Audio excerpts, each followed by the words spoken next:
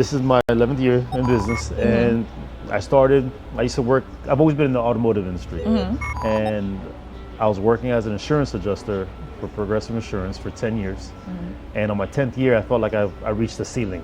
Then one day, I got a tow bill on my desk for $500. And I was like, all right, there's some money in this. I said, you know what?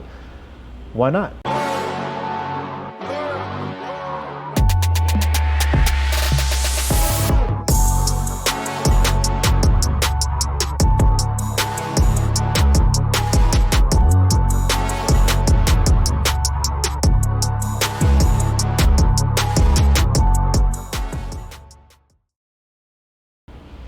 From there. I went from there. Okay. And I mean, it sounds easy. You know, I had a dream of, pen and paper. I'm like, all right, this is gonna be perfect. If I do this a couple of days, I can tow a couple of cars here and there, and make a good, decent living. So you wrote it down. You wrote the vision. I wrote the vision. Oh, that's pen and paper. That's one thing that I always say that you have to do. I've had a couple of business mentors, and they said, you write down your goals, you manifest it. It's power of the spoken word, and I just professed it. And I was like, look, it's gonna happen. So if you think about what you wrote down on that paper that day, whatever day that was, did you see it immediately come to fruition, or was it like, could you explain like that process after writing it down? Like, can you kind of walk me through that manifestation process? Well, I'll tell you this right now. Faith is what got me to this place right now, because what I wrote down and what I had planned was completely different from what God had for me. So I'd say for the first year in business, I was picking up crash cars. I was literally, the vision I had, I'm like, all right, cool, I'm gonna be picking up all these cars and I'm gonna be making this money, and that was not the case. I would say out of the 10 body shops that I would always frequent and do the assessment side, I asked them all, I was like, hey, listen, if I was open up my own company, would I be able to earn your business? And they said, yeah, 100%, no problem, for sure.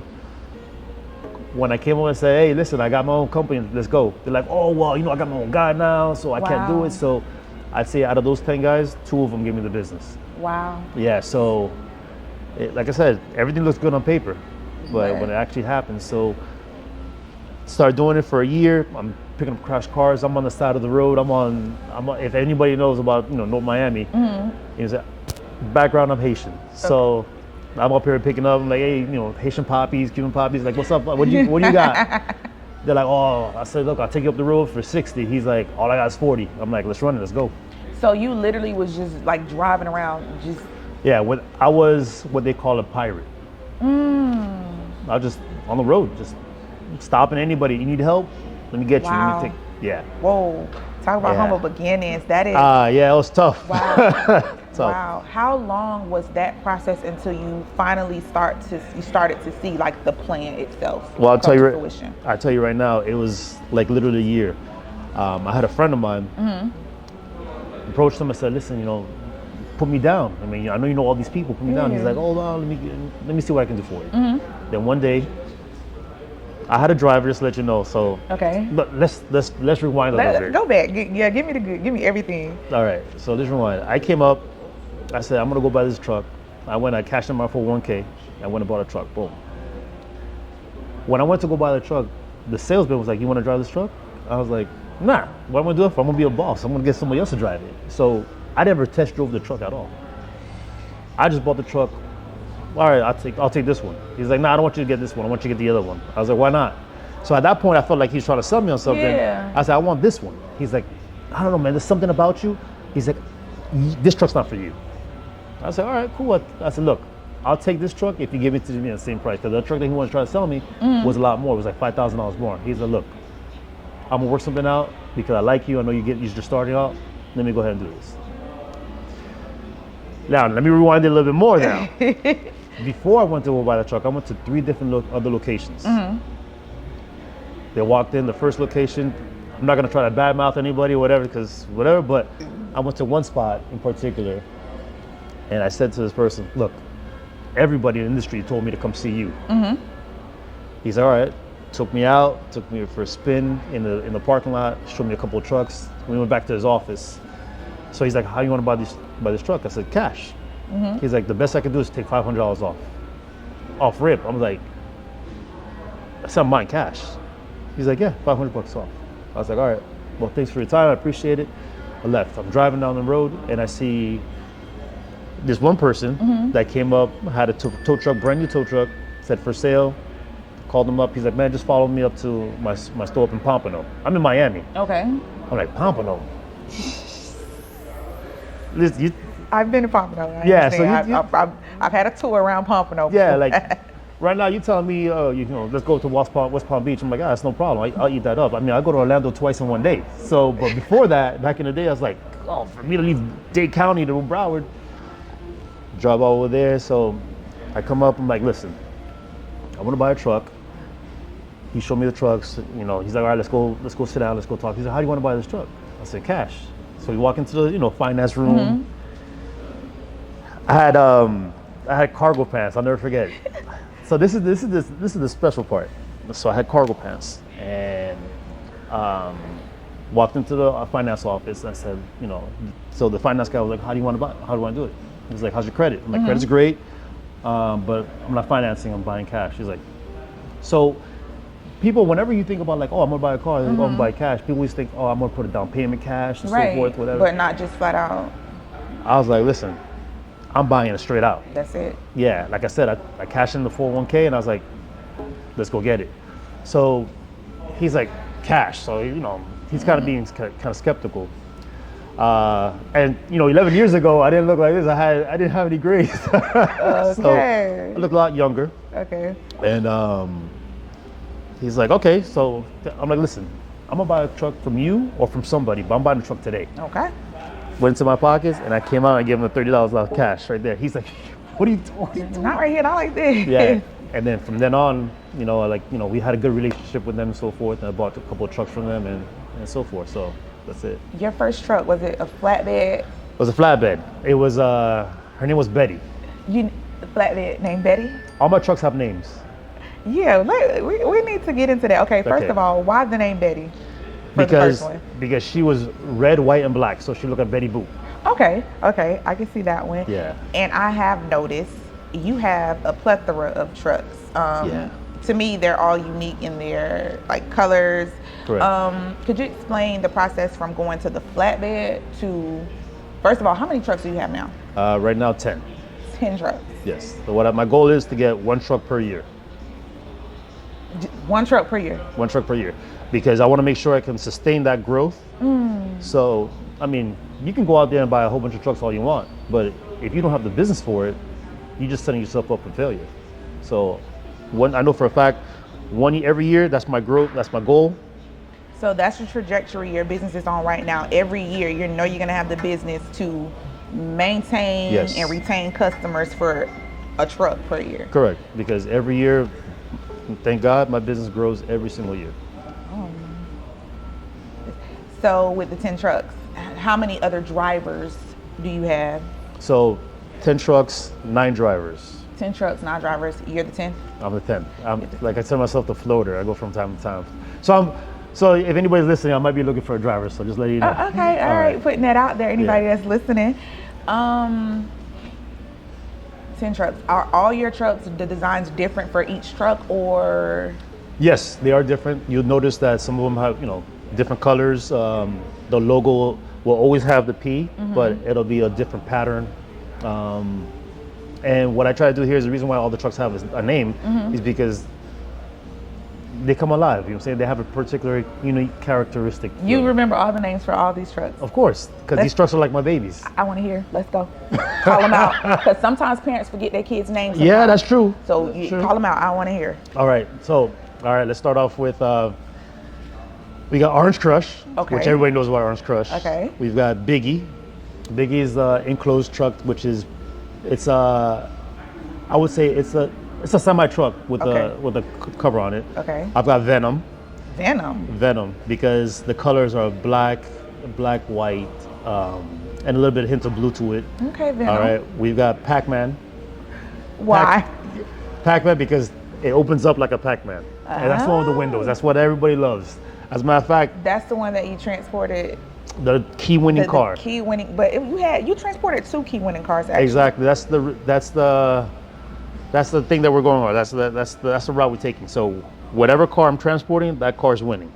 Get good. Rari won. Rari won. And then Flacco, Bobby Brown from downtown. Okay. Yeah, we broke the internet with Rari. Cause that was the debut of Pac-Man at Rick Ross's house at the Promised Land. Wow. That was the first time being there with the truck. Oh, and then to win to transport the winning car, that was then to do it round 2 again next year, following year, we got Flacco, and Flacco took it.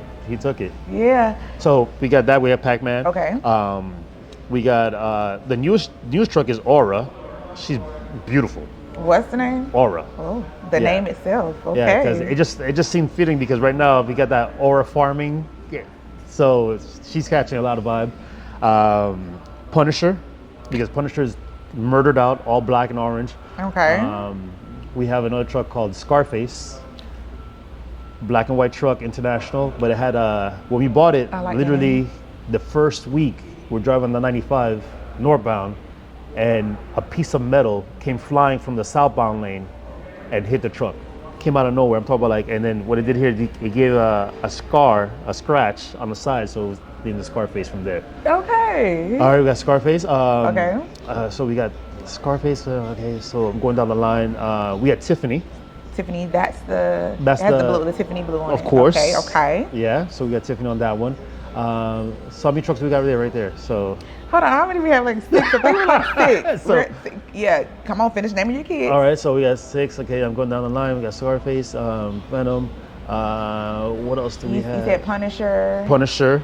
You said Tiffany. Yeah, listen, I'm sorry, my kids. I'm sorry. He apologizes. I apologize because Candace is making me a little nervous right now. So, let's see who else. Man. If I see him in my face, I'll remember. Yeah, you'll remember. Okay, we'll come back to the kids. Sorry, maybe these are the younger kids. These are kids that make a lot of noise. Okay, you know what I'm saying? So yeah, just send them off to the room sometimes. Exactly. Understood. Yeah. Would you say you're one of the best transporting companies to date? Come on. No, listen. I'm gonna tell you right now. Okay. I used to be very modest before. Mm-hmm. I would say whenever anybody would say, "Oh man, you guys are killing it. You guys are the best." I'm like, "Oh no, I'm trying to stay in my lane." And I would tell you right now, hands down, like I'm gonna take the ownership and I'm gonna say we are the best in all of South Florida. Oh, it sounds like top 5 language. Top 5, top 3. What are we talking about? Exactly. Okay. So, now everybody, well, mind you, in my realm, there's other people who are better than me in different locations. Like I don't do police rotations, I don't do towaway zones, I don't do any repos. Okay. Strictly transporting, and we transport anything from priceless, unlimited, $10 million cars to a Toyota Corolla. I was gonna get to that. Yes. Are you contracted for any car you transport vehicles? Is it through contracts or? Right. Well, I want to say shout out to Brett. Thank you so much, Brett, for the amazing backdrop.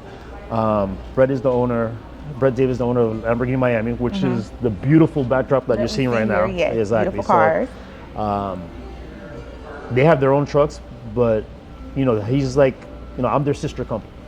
When they're busy, they call us for reinforcements, and we come out and help them out. So, but I've made a lot of clients that became friends. Okay. Because in this industry, so I've earned a lot of trust from people in this special niche market. Okay. How do you juggle? Like, I'm sure you have a personal life, right? And when I look on social media, it's 3:00 in the morning. That's me. You're transporting. Yeah. Then you're like, getting 2 hours of sleep, and then after that, I see you transporting again. So how do you juggle like just everyday life with being a professional transporter, like doing what you do? I'll tell you this. When I first got started, Brandon from Downtown Towing, he's one of the owners. He said, Marley, I'm just telling you right now, this business, she's a very jealous woman.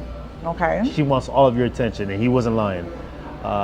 It's very demanding. Okay. And you can only imagine the clientele that I deal with.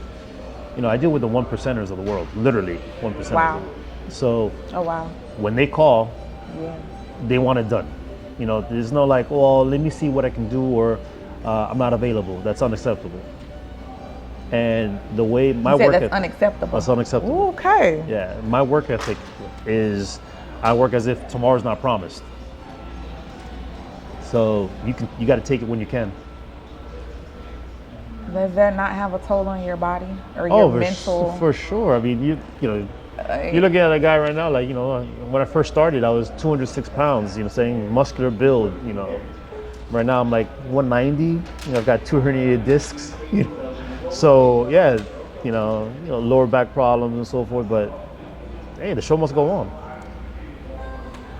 You don't schedule, I'm just still stuck here. You don't schedule any time purposely for yourself. Not a day, not like, because I'm just like, that's a lot. It is a lot. 11 years of moving that way. It is a lot. It take a toll. You know what I'm saying? Family life it's challenging. I would just say that. Okay. Family life is very, very challenging. I remember when I have two young boys. Okay. Well, not young anymore, but when they were younger, I remember going on vacation. You know, I would go to Universal or, you know, Orlando, and my phone is stuck to my ear. I'm like, you guys go ahead. I'm getting the phone calls. Go ahead. Like, you know, luckily my phone's on vibrate right now, but my phone's been vibrating ever since we've been sitting down talking. Oh, wow.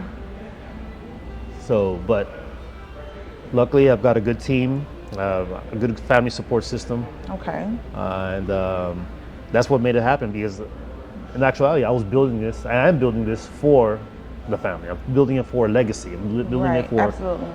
Generational wealth, you know, as like what they like to say nowadays. But, you know, to create something that out of nothing, that's an amazing gift. How have you brought your expertise or background in insurance to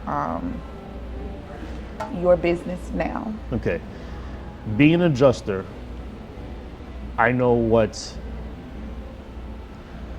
people are looking for. Okay. Okay, so in this industry, it's all about CYA. It's cover your ass. Correct. Okay, so let's take a point. We're looking at a Ferrari here, Ferrari 296. Okay, you know, the regular person might walk around the car and might say, okay, you know what, there's nothing wrong with the car. Me having the trained eye of being an adjuster, I was like, I'll notice, okay, there's a little scratch here, there's a superficial line here. Let me look underneath the front bumper to make sure there isn't any damage there, because that's the first thing that's gonna bite you in the ass. So, I mean, I'll give you an example. A carbon fiber splitter on a Porsche 918 is over $10,000. Don't ask me why I know that, but I know that. And the thing here is those little minor things that, you know, take a couple minutes to take those pictures, because those 5 minutes could save you $5 million or $5,000. Yeah, and I was going to ask that. So when you're transporting people's cars, how you're reliable for any damage to the cars once you put it on the truck? Yeah, so I tell my drivers, I tell my guys, take pictures of what you don't want to pay for. Okay. So they're like, well, I don't want to pay for this whole car. I'm like, well, take pictures of the whole car. Because what happens now, there's nothing better than being able to tell somebody that is making a false claim, going back and saying, here are 200 pictures of your vehicle that we picked up and prior to inspection. There it goes right there. So it was there prior to us picking up the car. So we're not responsible. Okay. There's no better feeling than being able to do that. So has there ever been any instances to where of course that's happened? Okay. Was it like was it easy to handle with the client, or was like the client irate? Like, have you ever dealt with a client who you just couldn't satisfy? Well, people are special. You already know that. That's a good way to put it. People are very special, and there's some people who it's hard to please them. Okay. But what I always say is this: my policy has always been honesty, just honesty, and just be straight up and don't hide it. I will give you a good juicy story. Give it to me. Okay, and I want it. This is Omar from Velos. I'm gonna have to bring you out. I'm gonna bring your name out. When I first started, like my first year in business, I got a call to pick up a car, to go ahead and pick up a car and deliver it to a shop. I was a one-man show. I'm all over the place. So I asked, when do you need to deliver this car? They said, deliver the car whenever you have a chance. So, okay, no. I picked up the car at 9 o'clock in the morning. I went and literally, I picked up the car and I dropped it off at my other customer's place of business. And I was doing all those cars back and forth because where I had to deliver the car, I live down south. So I was like, all right, the shop's down south, so I'll deliver at the end of the day when I'm going down south. Because he said, no pressure, you deliver when you have a chance. Well, I was supposed to deliver that car within an hour of picking it up.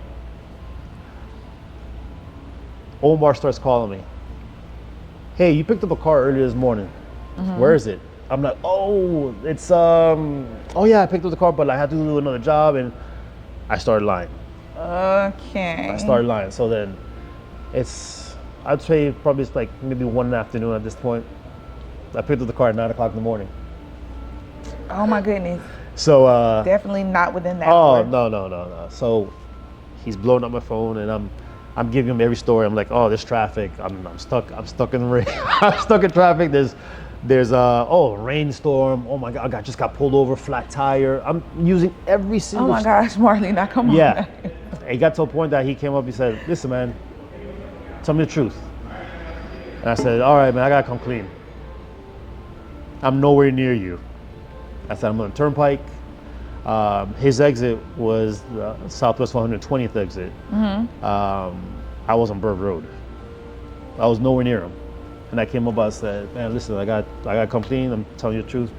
I'm nowhere near you. I apologize. And he said, why did you lie?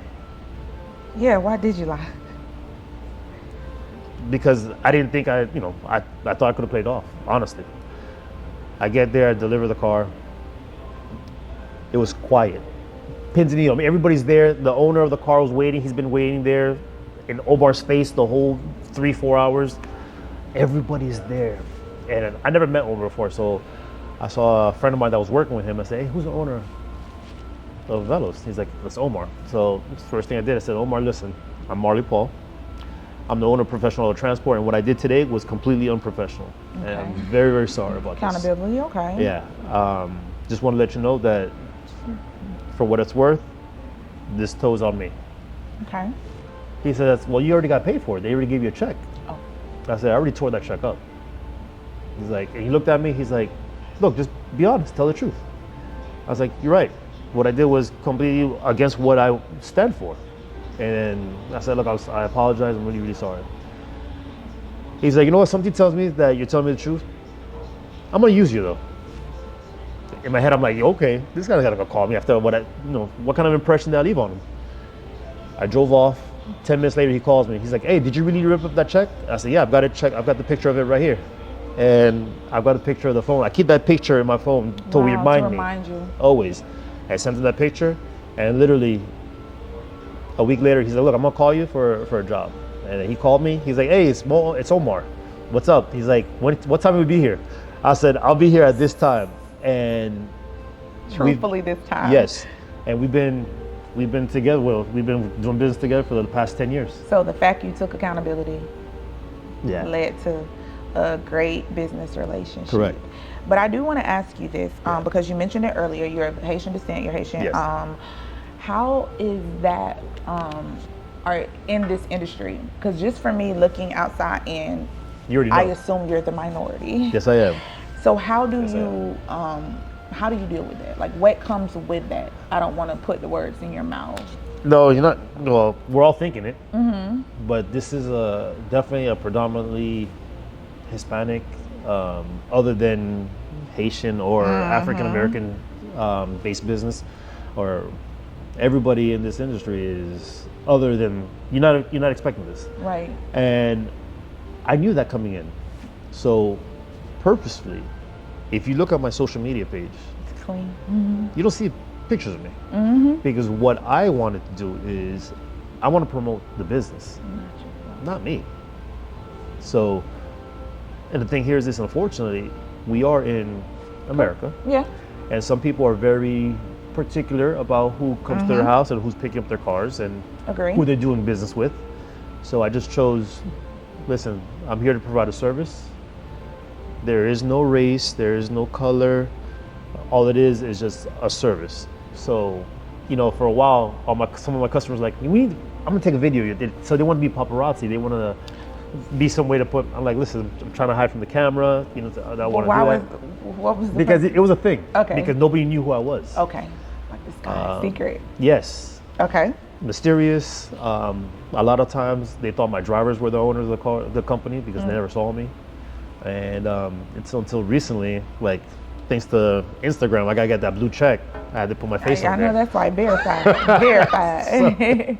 So yeah. So but yeah, it was challenging.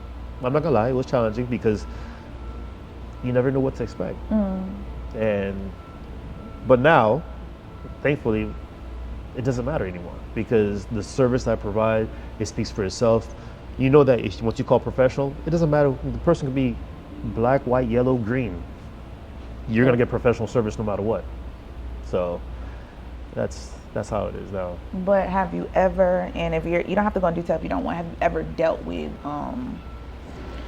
a situation to where someone did not want to deal with you once you arrived at a job and they found out, oh, he black? Yeah.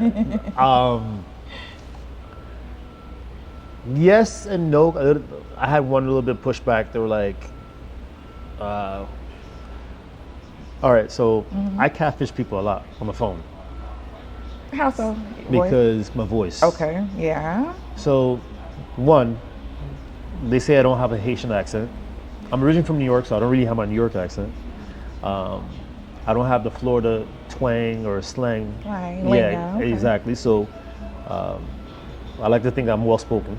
So, I articulate my words. Yeah, you do. Okay. So, unfortunately, you're not thinking it's a person of color behind the phone that you're speaking to. So, one time, I'm like, yes, sir, no problem. I'll be there. I'll be there to pick up your vehicle. No problem. I'll make sure I send. And I always spoke in third person because I didn't want anybody to know that I only had one driver. Okay.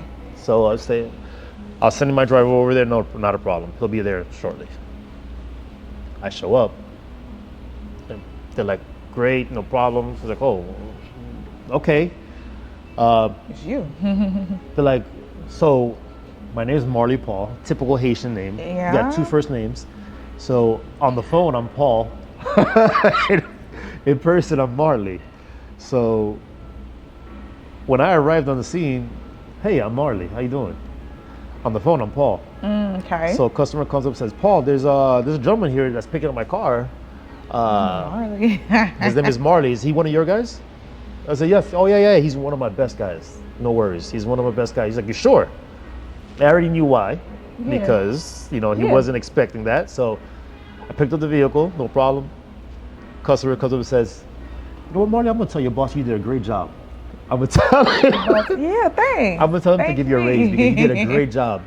Comes up and calls me and says, Marley was fantastic. Thank you for sending him. Awesome. I'm like, no problem, sir. Wow. Yeah. Wow. Yeah. So it's work. So that's how you have to play it off. It's work. But one of my business mentors did tell me, he's like, Marley, one thing you never do is you don't fight with the money. Explain that to me. The money is green, money is different colors, but you don't fight with the money. You don't take it personal. You're just doing a job. Don't fight with the money. Yeah. So, and I think you kind of alluded to, you kind of spoke to it, the name of your company. And I think you kind of touched on it just briefly there when you talked about the professional. So how did you come up with the name of your company? Okay, so during my time at Progressive, when I was going through all those other, going to all the shops, I would ask them, what is your hot button? What is it that you do not like about the current tow truck drivers? It's like, oh, they're so unprofessional. They come out here with these huge beards, pants are falling out, they're full of tattoos. And don't get me wrong, I love that. I mean, if I could grow a beard, I would. You know what I'm saying? But, I'm just saying. Not fortunate enough. Exactly. As far as tattoos, like for a long time, I had a rule, no visible tattoos, but we're in 2025 now. It's exactly. Yeah. So, but for a long time, I had my guys wearing long sleeve shirts to cover. Exactly. And unfortunately, there's guys out there who would come in there, and I said, you're gonna scare people. I mean, one job in particular, I did a job for Progressive Insurance. They actually called me and said, Marley, this is your time. And I said, because when I left Progressive, one of my regional managers said, just because you worked here doesn't mean that you're going to get the account. And I was like, wow, okay. Oh. I said, all right, no problem. Okay. They called me and said, this is the time to put on some big boy pants. I was like, what's going on? He's like, I need you to pick up a vehicle. It's a VIP customer. Okay. Please pick it up. I said, send your best guy. No problem. So I sent myself. You're the best guy. The best Absolutely, guy. you're the best guy. So a little bit of backstory about the customer is the previous company that went to go pick up her car, the gentleman, unfortunately, was a stereotype. Big guy, big beard, gold teeth, pants falling down, very aggressive looking. Customer thought the guy was going to steal her car. She did not feel comfortable with the gentleman picking up the car. So that's why they called me and went to go pick up the car. Customer was relieved. Apparently the customer is a very well-connected person because it got to the CEO of Progressive Insurance, and therefore that's why Progressive then came up and said, we're gonna start using you now. Oh, okay. Yeah. Okay. So you don't have a second chance for first impression. You don't have a second chance for first impression. Wow. Yeah, I took that from the Head & Shoulder commercial from a long time ago. No, but it's working for you. Right. So It's working for you. you got to put your best foot forward. And unfortunately, like when I first started my company, I was in my head, I'm like, oh man, I can't wait. I'm gonna have my own company. I'm gonna have a full sleeve tattoo, wear shorts every day. That was the complete opposite. I started my company. I said, listen, you got to be professional, and that goes back to all the shops. They were saying everybody's so unprofessional. So what I went ahead and did, I went to research the name Professional Auto Transport, and it was available. Let me get it. What I thought was really odd, because why would a name like that be available? Right. To me, it just felt like nobody wanted to live up to the name, because there's a lot of pressure having that name. How do you deal with, and we can use an example as, I would say, the heavy hitters, like you're transporting these cars to Rick Ross, and I'm sure after Rari's car, like, you probably went crazy after that with you, especially with the just how the truck opens up itself. Pac-Man? Yes, Pac-Man. So how do you deal with the pressure of having to transport something at that magnitude, I would say? Right. Well, we've always been known to do all the heavy hitters. Even before Rari, we've done the most exclusive dunks or cars, or whatever you want to, whatever genre. It's always been us. Okay. So that pressure, Used to it. Yeah, I'm used to it, definitely. Like, you know, fortunate for us, we have people who come from literally across the other side of the world. We say, listen, we're coming into town. We've got to move a couple of vehicles for an event. They said that you're the company that we need to use if we're in Florida. I said, wow. Yeah. So the reputation is there. But as far as the magnitude, every time we move a car, it is pressure though. It is, you know, I always tell my drivers, listen, if you're not nervous moving a car, then you're too comfortable. Okay. You cannot be comfortable, because any simple mistake could be very expensive. Very, very expensive. So, and the thing here is, unfortunate for me, like I handpick my guys, and my guys are car guys. They love cars. And I think that's very important, because if you have somebody who loves cars, they're going to love what they do. Especially, these are dream cars. Absolutely. To be able to drive. Just being next to one for some people. You've got a Bugatti right there, $4 million car right there. You know, what are your chances of being able to ever drive one, let alone sit in one? Right, and then you're transporting this vehicle.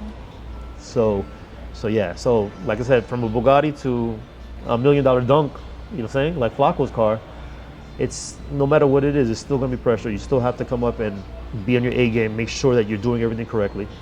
And I always tell my drivers, the expectation, the higher the dollar of the vehicle, the higher the expectation of the customer. So, no offense to Toyota Corolla owners, but the Toyota Corolla owner is not going to be as. I had a Corolla. Keep going. Don't do me. Keep no, going. Listen, I'm not going to talk about Toyotas, because everybody knows how I feel about Toyota Corollas. I want to hear this. So I don't know, just something about Toyota Corolla owners. Like every time I see a Toyota, it's like they're driving super slow on the highway. They're on the left lane, but they should go on the right lane. I never drove slow in life. I typically press the gas. I used to in mine. That's funny. Speaking of dream cars, what is your dream car? Do you have your dream car? What was your dream car? Wow. Yeah. So in my garage, my dream car was, growing up from New York, I've always wanted like an old school Benz. So, I remember sitting in Queens on the stoop, and I would see the Benzes passing by and so forth. Yes, so I have a 1995 E320 on BBS wheels, bagged. So her name is Keisha. Okay, Keisha. What color Keisha is? Black. Oh. Yeah, I named her Keisha after Belly, the movie. What color BBS is? They're chrome with gold nuts, gold hardware, I should say. Sorry, gold hardware. Shout out to Mark, Hype Motoring, got me right, so I appreciate that. Come on, Keisha. Yeah. Okay. I had a dually truck. That's fine, no problem. Okay. My dream car growing up was a old school BMW E46 M3. Okay. So I've got that one. Check. The most recent addition that I wanted, and that's another thing, I spoke into existence. I've said it, I wanted a Porsche. And one of my customers, he bought 2 Porsches. Mm-hmm. So, but the second Porsche, he bought it for his dad, and his dad didn't want it. So he said, look, Marty, I remember you said you like Porsches, you want a Porsche. Take my Porsche, take my allocation. Get it, it's yours. I'm like, okay, what color is it? He's like, triple black, just the way I like it. So okay. So I've got a Porsche in the garage. Velos wheels again. Omar, you see? Dad. Did me right. And now if I had Dream Garage. Okay. Dream Garage, I'm definitely putting a Pagani. And you have a chance, I don't know if you've seen it, but a Pagani, that's okay. Definitely in my garage. So I would have Pagani. I would have daily driver would be either Range Rover or G-Wagon. That's daily. Okay. Daily. All right. Black. We doing black. Black. Okay. Like also with F450 dually. Okay. Gotta have that on the side. So Rolls Royce Cullinan. Okay. And I definitely like to have like a nice Lamborghini Murcielago as a classic car to have. Okay. Mercy, okay. This Diablo. is definitely a crazy garage. Yeah. So just gotta get my money right. Yeah, hey, with these 10 cars a vehicle. A truck every year? Yes, thank you. Yeah. Give my verbiage correctly. Yes. People ask me, like, oh, when are you gonna get your Ferrari? I was like, I've got 10 of them because these trucks are expensive. Yes, and the maintenance, like, yes. How is that with so much back and forth? How is it maintaining the vehicles, the trucks? It's very important. That's the vital. That's the lifeline of your business. So we're doing oil changes every month. Okay. Tire changes, so as they need to, but you go on the streets. You can have a brand new set of tires, but then you go over these. Nails. Yeah, exactly. So needless to say, it's very, very important that we upkeep it. And another thing too is this. That's our face, so our trucks have to be on point. How often? I'm not gonna say often. Right. As far as the transport, and have any of the vehicles, your transporters, have they ever broken down? Of course. Of course. And how do you rectify that? How do you deal with when you are transporting a vehicle? You're supposed to be here at this time, and then you run into an issue to where the vehicle, your truck is not able to. It's like playing chess with these trucks. So, fortunately, being able to have multiple trucks, you can rearrange and move things around. Mm-hmm. Most important things I always tell my drivers and my dispatcher is communication is vital. So we're updating our customers, we're giving them ETAs. If anything happens, we'll tell the customer, listen, Mr. Customer, this is what's happening. But we're rectifying the issue. Okay. So we're getting another truck to pick up your vehicle to go ahead and safely deliver your car. So if I have to reroute somebody, I will. But you can't do that if you only have one truck. So fortunately, having multiple trucks, your downtime is not that bad. Are you the Paul? You answer all the phone calls? Like, No, do you have no. somebody? Okay, because I was like, that's at that's first. a lot. If you would have had this conversation, let's say 7 years ago, we couldn't, because I'd be like, hold on one second. Yes, go ahead. Hold on one second. The phone was literally stuck to my ear. So it was very, very difficult. And my thing here is this, I was like, I had a problem with letting go.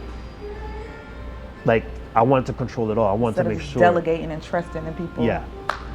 I'm the type of person that I felt like if it's not being done by me, it's not being done right. Right. So, and if you look at any company, they're like, what you have to do here is this.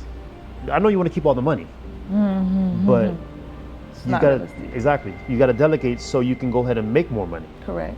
So, by doing that, hired new drivers, hired a dispatcher, hired office personnel, so I can get some of my time back. Where do you have your own lot as far as, because you have a lot of trucks? Okay, that's what I was going to ask. Okay. So we do have a lot. We have 2 locations, one in Broward and one in Dade County. Okay. So we can have trucks at different and you locations. Just dispatch from, depending on how far have you had to transport a vehicle? For Ross, we had to take a car. Ross and 57 Freddy. Shout out to my boy 57. We had to take his cars to Alabama. Oh. Yeah. How many cars? Well, 3 cars, but one particular car had to go in Pac-Man. Okay. And yours truly had to do that job. That's right. Yeah, so you're the Pac-Man driver. Yeah. Well, for now. Until. Okay. Yeah. And you also transported Kodak's car to Novelist Easterfest. Exactly. That was big, huge debut. Yeah. Allegedly, that car was built back up in 30 days. After it. Yeah. The big. Yeah. It was lit. Yeah. It was real lit. Yeah. So we did that, and then earned his trust by moving the car. So that was good. Could you walk me through, and then I'm sure later we'll go look at the truck and kind of walk around. Could you walk me through the securing process? Like, go outside, I'm doing this. Like, what is the process to secure a vehicle on? And you can, whichever truck you want. Right. Let's go with Pac-Man. Okay. All right. So they're all the same. Nothing's different. Pac-Man just has a cover on it. Okay. That's it. But walk around the car, take pictures of the car. If the customer's there, because a lot of times, you know your car better than anybody else. You should. That's the key word. Yeah. So sometimes we picked up cars that are literally brand new from the dealership, but they have some type of damage from manufacturer. Something happened, maybe during transport, whatever it may be. But it's our job to find it, and when we find it, we point it out. So a lot of times, a customer will say, "My car's perfect. There's nothing wrong with it." That's when you have to look at it even more with a fine tooth comb. And sometimes we'll find something and we're just like, "Mr. Customer, look, I just want to let you know this was here." Oh wow, I didn't see that. Because if you don't communicate that to the client, when that car gets dropped off and the customer sees that wasn't there, my car was perfect. So we take pictures of the car, walk around the car, we inspect the car. We have a special system securing the car. A lot of people know what it is. I'm not gonna give out the. Don't give out your secret sauce. Yeah, exactly. You don't have to tell us. But there's a special way that we secure the car that causes no damage to the vehicle.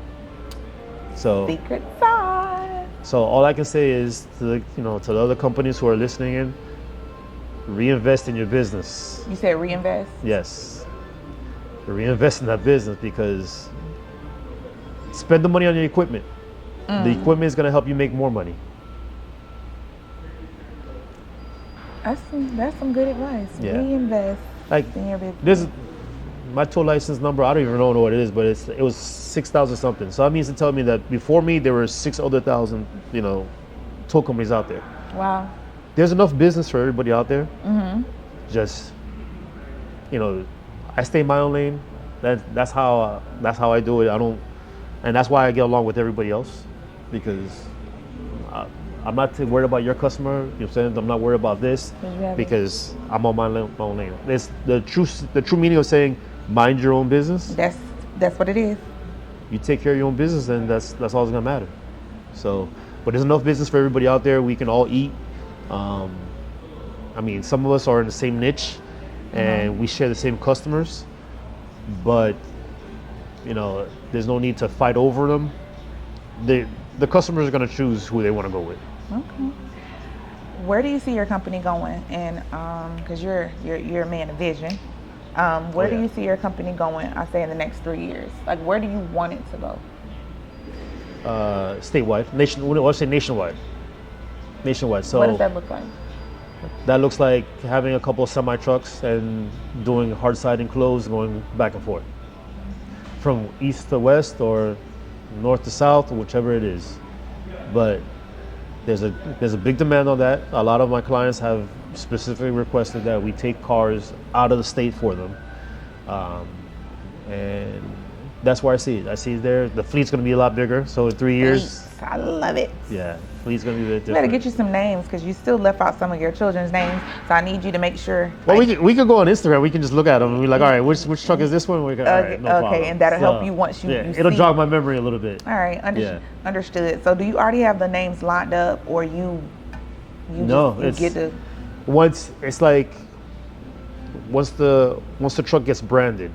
Shout out to Gabe from the Sign Savers. He does all my trucks, and once that decal goes on the truck, that's when the truck comes to life. That's when you like.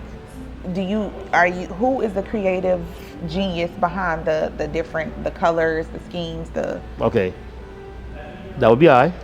Okay, I. Okay, so I have the vision, and I call Gabe and say, Gabe, this is what I'm thinking, and he puts it to paper. He puts it to vinyl. And then just like it comes out, it comes out just the way I envisioned it, and sometimes even better. What do you tell yourself? First of all, I want to ask you, has it ever been a point to where you're like, I'm done. I don't want to do this anymore. This is too much. I got to leave it alone. He laughs. Let me drink some water on that one. You know what? I think, honestly, any entrepreneur has one of those days. That you get out of bed and like, man, how much longer can I do this? And then something reminds you of the motivation. You know, like something reminds you like, okay, yeah, you know what? This is what I'm doing it for. Yes, so to answer your question, there have been days that I'm like, oh man, especially if you ask me after driving 48 hours straight, I'm done.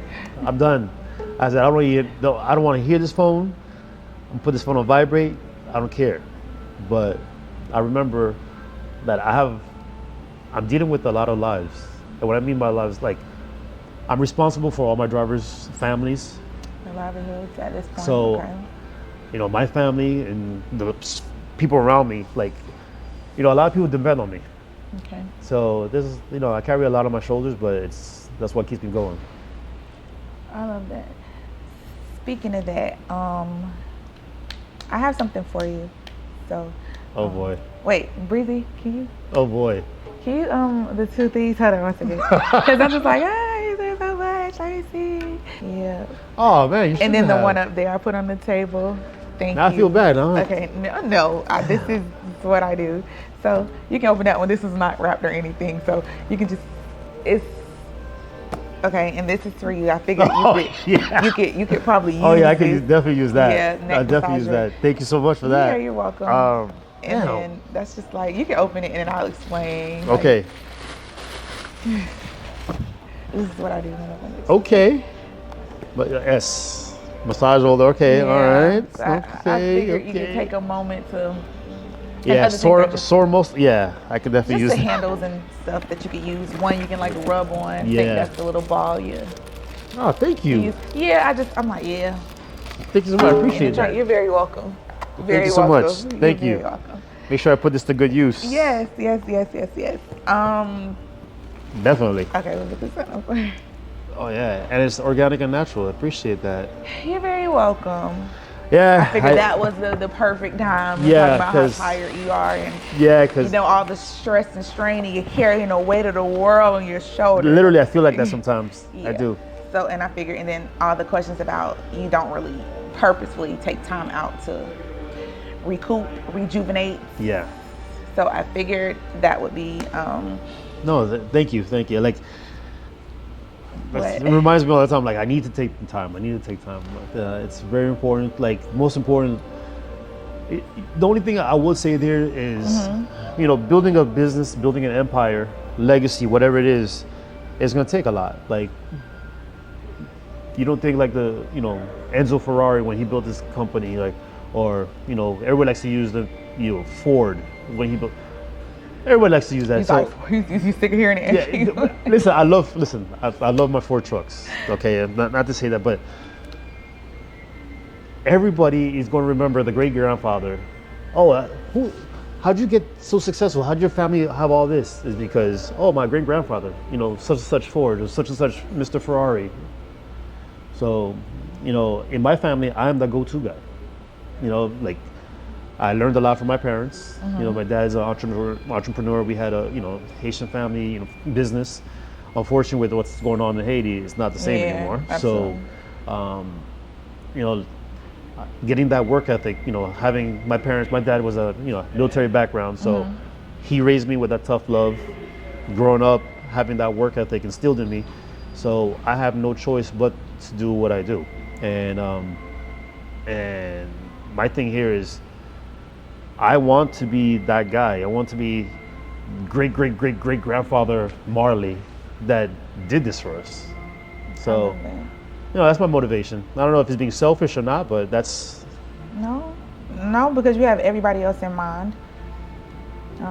But I do think it is absolutely necessary so that you could, all that is brought into fruition, that you take time out for things like that. Because if you're not okay, your body shuts down at times. When you keep going, how are you going to do that if you're not whole? I'll tell you a story about that, because that's what made me really realize, like, okay, you know what, I need to have a team.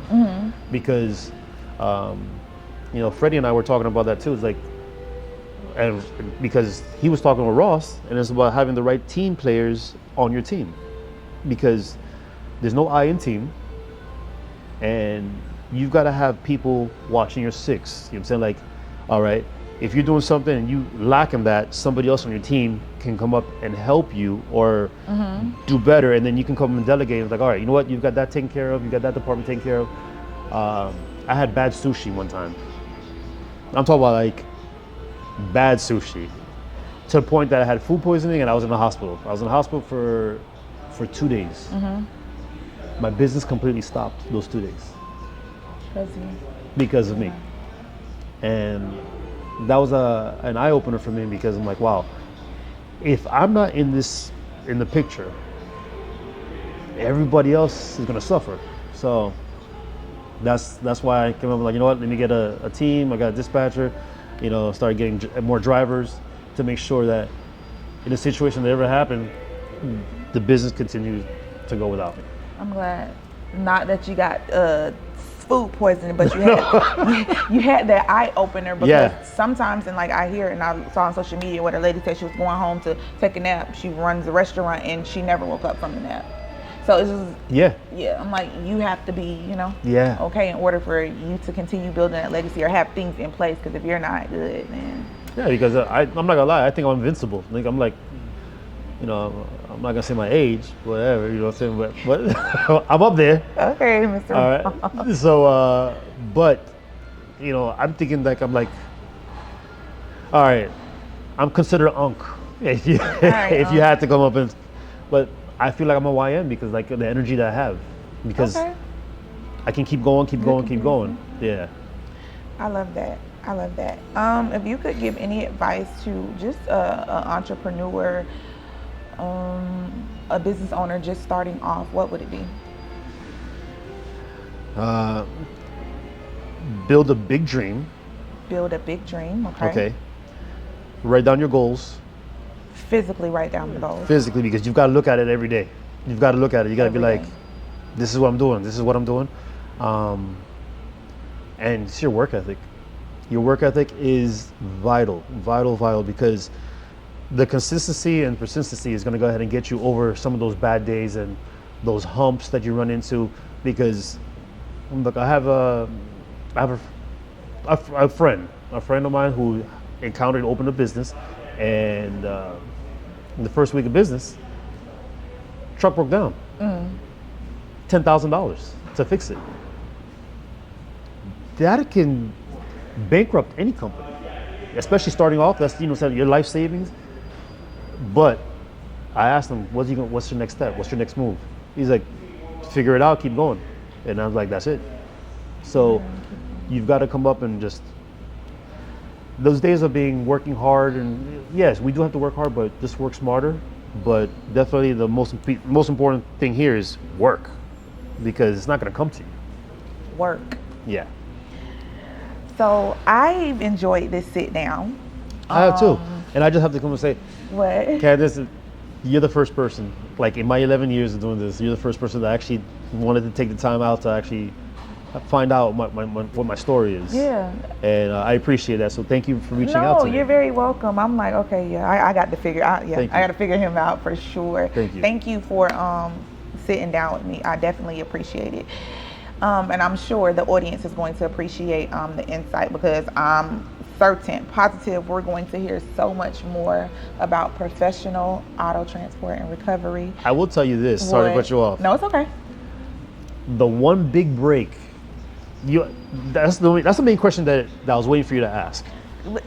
Let's go. Okay. Remember I was telling you I was picking up all these crash cars and so forth. And then from one day to another, it literally changed. The reason why it changed is because somebody took a chance on me. And the reason the person took a chance on me is because I kept on working, being persistent, kept bothering, kept trying to get down, knocking on the door. And then that person is John Tamarian from Curated. Came up and had me move his car. So this is back in the days, you imagine 10 years ago when you had 50,000 followers on Instagram, you were? Yeah. So I moved his car. I'll never forget it.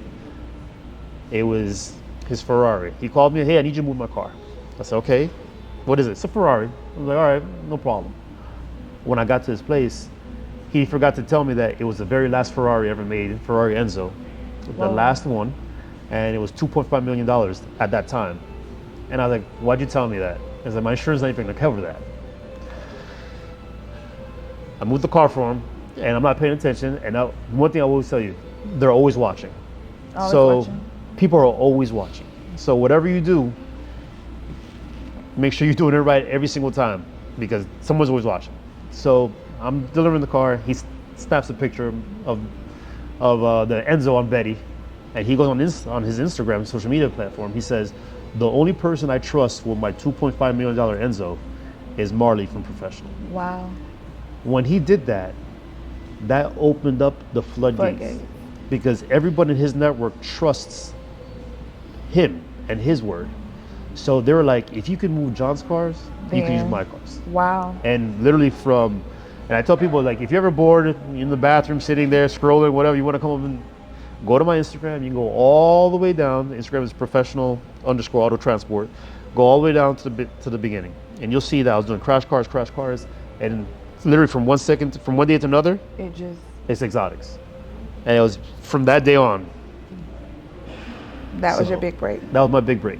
So somebody is always watching. Stay consistent. Stay consistent. So those are the key words. Those are key tips I would tell you. Any entrepreneur starting out there. Consistency and persistency, and they're always watching. I love it. And where could they follow you at again, Marley? I know you just said it, but could you tell the people again? Professional_auto transport on Instagram. On Instagram. Just Instagram is your only social media platform? Yeah, I know. I need to get a web page. I haven't gotten a website yet, so if anybody's listening, he needs a website. Reach out to me because I need a website. Awesome. Thank you again for You're welcome. having me. Thanks for having me. I appreciate that. Great sit down, but it's going to be a part 2 because I want to talk to Keisha. For sure. No problem. Keisha's there. She's sitting there patiently, so don't worry. I want to talk to her in person for sure. All right. All right, y'all. It's been another episode of Candace's Candid Talk. We'll see y'all next time. All right.